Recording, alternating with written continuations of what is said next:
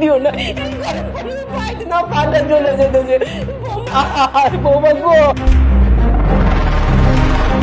চুপ, একদম চেঁচামেচি করবি না। খুব তো বলেছিলি না ছেলের কাছে বলবি, এখন যা পারলে এই পা নিয়ে গিয়ে বা ছেলের কাছে গিয়ে বিচার দে। শোন, যদি তুই তোর ছেলেকে কিছু বলার চেষ্টা করছিস তাহলে না আজকে তো তোকে গরম পানিতে পা পুড়িয়েছি, নেক্সট টাইম না তোকে পুরো জ্বালিয়ে দিব, বুঝতে পেরেছিস? এখন চিলাইতেছিস কেন? হ্যাঁ, পোলার না বিচার দিবি, দে পোলারে বিচার দে, ভালো করে বিচার দে। এই বেলটা দে। তোর আপু আরো মারো। ও বলবো ছেলেকে, তাই না? হ্যাঁ, তোকে বলাচ্ছি।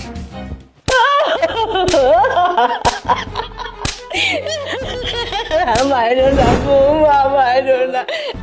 শোন, এই বেল্টের বাড়ি না মনে রাখবি, যদি নেক্সট টাইম আমার ব্যাপারে আমার স্বামীর কাছে কিছু বলার চেষ্টা করেছিস তাহলে তোকে জানে মেরে ফেলবো, আর তোর ছেলেকে।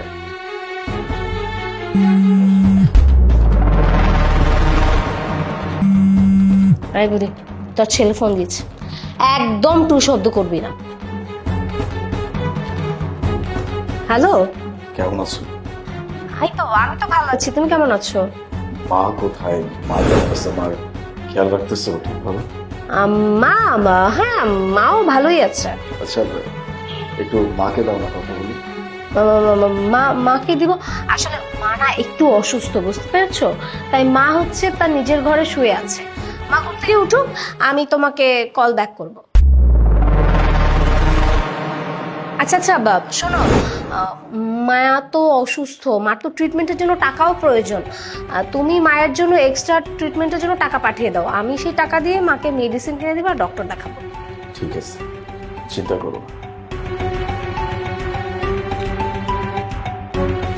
আয় বুড়ি, যা আমাদের জন্য খাবার রান্না কর, খুব ক্ষুধা পেয়েছে, আর একদম দেরি করবি না, বুঝতে পেরেছিস?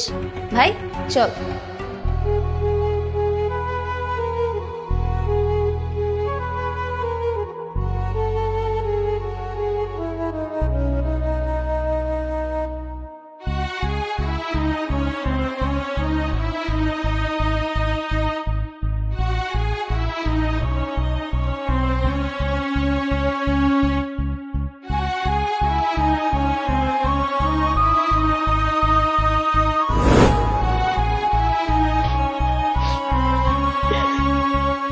বাবা আলী, তুই আইস। জানো শোভা, আজকে বৌমা কি করছে? গরম পানি আমার পায়ের মধ্যে ডাইলা দিছে। আর তোর শালাই কোমরে বেল কইলা আমার অনেক মারছে। সবকিছু দেখছি, কিন্তু আমি না এসব কখনো কল্পনাও করি নাই যে ওরা তোমার সাথে এরকম কাজ করবে। তুমি চিন্তা করো না, আমি চলে আসছি না, সবকিছু আমি ঠিক করব। তুমি চলো আমার সাথে।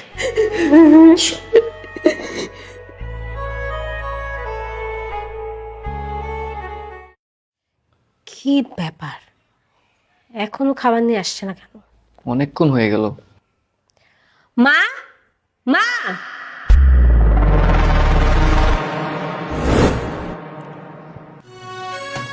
আলিফ, তুমি তুমি এই সময় কই? কিছু তো বলে আসলে না। হ্যাঁ, এটা আমার বাড়ি। আমার বাড়িতে আমি কখন আসবো না আসবো সেটা কি কাউকে কৈফিয়ত দিয়ে আসতে হবে? না না মামা, সেটা না, আসলে আমি একটু অবাক হয়েছি, তুমি হুট করে চলে এসেছো তো এই জন্য। অবাক তোমরা কি হবা? তার থেকে বেশি অবাক তো আমি হচ্ছি। আমি তো এখন আসি নাই, সেই সকালবেলা আসছি। আসার পরে আমার বাড়িতে যা যা হয়েছে আমি সবকিছু নিজের চোখে দেখছি। শুধু দেখি নাই, যা কিছু হয়েছে সবকিছু আমি ভিডিও করছি। আমার মায়ের সাথে এরকম কাজ করতে তোমাদের বিবেকে একটাবারও বাঁধলো না? হ্যাঁ, কিভাবে করতে পারলো এরকম কাজ? আমার মা তোমাদের কি এমন ক্ষতি করছে? আমার মায়ের পায়ের উপরে গরম পানি ঢালছো, আমার মাকে বেল্ট দিয়ে পিটাইছো তোমরা। কতটা নির্মম মানুষ এরকম কাজ করতে পারে? কিভাবে করতে পারে? আরে যে তুই, এই কিভাবে করলি?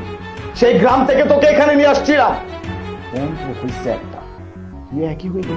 হ্যাঁ, আমার মায়ের সাথে এরকম আচরণ করার আগে তুই একটাবার তোর বোনকে বলতে পারলি না যে তুমি কার সাথে কি করতেছো? আমি যদি একটাবারে সবকিছু জানতে পারি তাহলে কি হইতে পারে কিচ্ছু মাথায় আসে নাই। হ্যাঁ, একটাবারের জন্য চিন্তা করতে পারিস না এই সব কিছু যদি আমি জানি তাহলে তোদের সাথে কি হইতে পারে জানবি কি? আর ভাববেই বা কিভাবে? চিন্তা করার তো কোনো কারণ নেই, কারণ আমি তোদেরকে বিশ্বাস করছি। তোদেরকে বিশ্বাস করে আমার মাকে তোদের কাছে রেখে গেছি, তোদের দায়িত্বে রেখে গেছি, আর সেই দায়িত্ব তোরা এইভাবে পালন করতেছিলি। ভাগ্যিস আজকে আমি চলে আসছিলাম, হয়তো আমার মায়ের সাথে যে আরো কত কিছু হইতো সেটা একমাত্র আল্লাহ পাক ভালো জানে। তোদেরকে আমি ছাড়বো না, তোদেরকে আমি থানায় নিব, তারপর যে তোদের কি করব এটা তোরা শুধু চেয়ে চেয়ে দেখবি। চিন্তা করিস না, আদালত তো প্রুফ চায়, আমার কাছে প্রুফ আছে, ভিডিও করে রাখছি, বলছি না, সম্পূর্ণ ভিডিও আমার কাছে আছে। আলিফ, আলিফ প্লিজ আমাদেরকে মাফ করে দাও। আসলে আমি লোভে পড়ে না আমার মাথা খারাপ হয়ে গিয়েছিল, তাই আমি এসব করেছি। আমি চিন্তা করেছি যে শাশুড়িরা কখনো ভালো হয় না, শাশুড়িরা সবসময় বউদেরকে টর্চার করে, তাই আমি মাকে টর্চার করব, তাই মাকে আমি সবসময় এটা সেটা কাজ করাতাম, টর্চার করতাম, কিন্তু আমি ভুল করে ফেলেছি। তুমি প্লিজ আমাকে মাফ করে দাও। মা, মা প্লিজ আপনি আমাকে মাফ করে দিন, আমার ভুল হয়ে গেছে। আমি কথা দিচ্ছি আমি আজকের পর থেকে কখনো আর আপনার সাথে খারাপ ব্যবহার করব না, আপনার সেবা যত্ন করবো, আপনি যা বলবেন আমি তাই শুনবো। প্লিজ মা, মাফ করে দিন। ভাইয়া, ভাইয়া তুমি আমাকে ক্ষমা করে দাও, আমি অনেক বড় অন্যায় কাজ করেছি। তুমি আমাকে গ্রাম থেকে শহরে নিয়ে আসছো পড়াশোনা করানোর জন্য, মানুষ হওয়ার জন্য, আর আমি কিনা অমানুষ হয়েছি। আমি আসলে বোনের এই কাজগুলোতে আমি উৎসাহ দিয়েছিলাম, যার জন্য বোন এই কাজ করতো। আমিও সমান অপরাধ করেছি ভাইয়া, তুমি আমাকে প্লিজ ক্ষমা করে দাও, আমি আর কখনো এরকমটা করবো না। বাবা, ওরা যখন ক্ষমা চাইতেছে তোর কাছে, তুই ওদেরকে মাফ করে দে বাবা। ঠিক আছে মা, আমি ওদেরকে শেষবারের মতো মাফ করে দিচ্ছি, তবে একটা কথা মাথায় রেখো, নেক্সট টাইম কোনোদিন এরকম করা তো অনেক দূরের কথা, যদি এরকম চিন্তাও মাথায় আসছে, আমি কিন্তু কাউকে ছেড়ে কথা বলবো না। চলো।